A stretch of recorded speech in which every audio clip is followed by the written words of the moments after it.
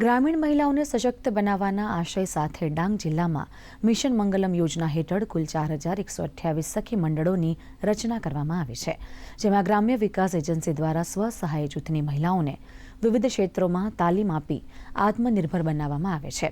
ત્યારે હાલ ઉનાળુ સિઝનમાં સ્વસહાય જૂથની મહિલાઓ નાગલી, પાપડી, કુરડાઈ અને અથાણા સહિત વિવિધ વાનગીઓ બનાવી તેનું પ્રવાસન સ્થળોએ વેચાણ કરી આત્મનિર્ભર બની રહી છે।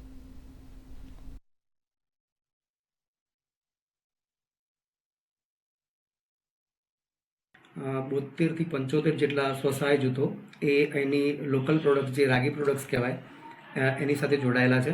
એની સાથે મિલેટ બેઝ બીજી પણ પ્રવૃત્તિઓ કરે છે।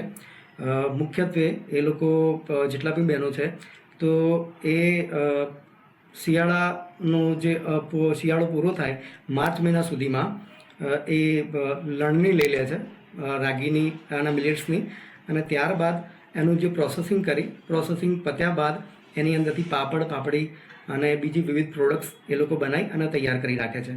નાગલીના પાપડ, નાગલીની વડી, નાગલીની કુરડઈ, નાગલીની સેવ અને ઘઉંની વડી, ઘઉંની કુરડઈ, આપણે દાળની મગની દાળની વડી, ભૂંગળાની નાગલી પાપડ ઉનાળામાં અમે બનાવી મૂકતા છે અને ચોમાસામાં એની વેચાણ કરતા છે।